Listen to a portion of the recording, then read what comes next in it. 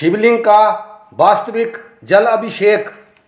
हरिद्वार से कांवड़ यात्रा समागम अपने पूरे यौवन पर था। सावन का पवित्र महीना था।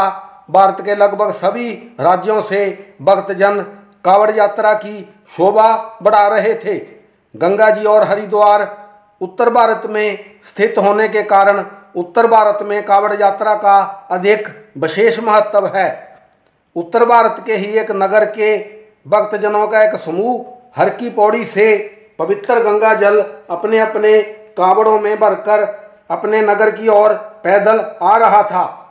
भजन कीर्तन करते हुए यह समूह अपने नगर के शिव मंदिरों में शिवलिंग पर जल अर्पित करने के लिए उतावला हो रहा था। सावन माह में उमस और गर्मी तो होती ही है, फिर भी सभी गर्मी से मिलने वाले कष्ट की परवाह न करते हुए आगे बढ़े चले आ रहे थे। शिखर दोपहरी का समय था। अचानक मार्ग में गर्मी और प्यास से बेहाल एक गधा पड़ा हुआ होता है। वह एकदम निडाल पड़ा था और स्पष्ट ज्ञात हो रहा था कि पानी ना मिलने के कारण उसकी यह गत हुई है। कांवड़ प्रेमी सभी भक्तों का समूह उस गधे के पास आकर रुक गया। सभी ने उसे प्यास से बिलबिलाते हुए देखा, लेकिन किसी ने भी उस समय की स्थिति पर विचार नहीं किया। सभी के पास पर्याप्त मात्रा में जल भी मौजूद था, लेकिन किसी ने भी मृत्यु के आगोश में पड़े हुए उस बेजुबान प्राणी के प्राण बचाने के लिए शिवलिंग पर भेंट किए जाने वाला वो जल उसे पिलाकर मानवता के वास्तविक मूल्यों को समझने की कोशिश नहीं की।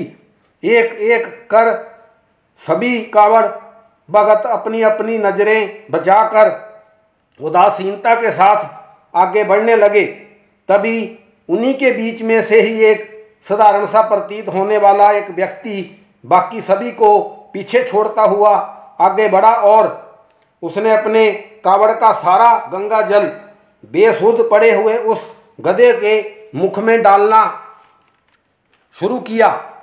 उसकी ऐसी क्रिया देखकर सभी कांवड़ प्रेमी क्रोध से एकदम लाल पीले होकर चिल्लाकर कहने लगे, अरे अधर्मी नासमझ, यह क्या अनर्थ कर रहे हो?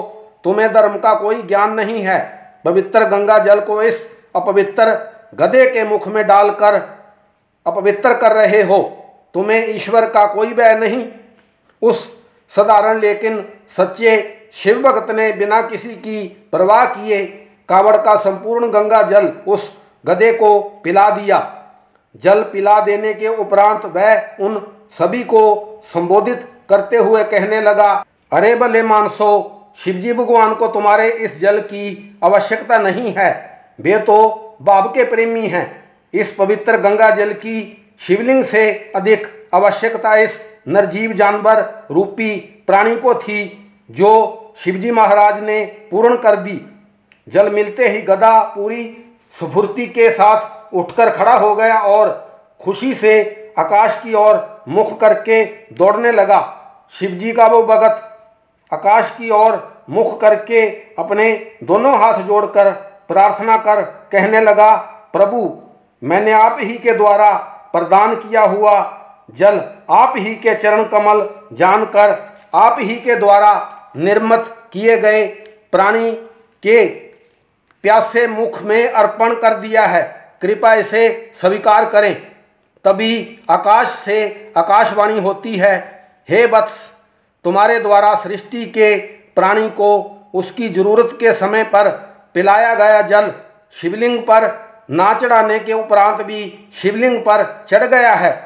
तुम्हारी निष्काम भक्ति से इतने कोस की दूरी से ही तुम्हारे नगर के शिवालय के शिवलिंग का जल अभिषेक तुम्हारे हाथों से हो गया है। तुम्हारी निष्काम शिव भक्ति को बारंबार नमस्कार है।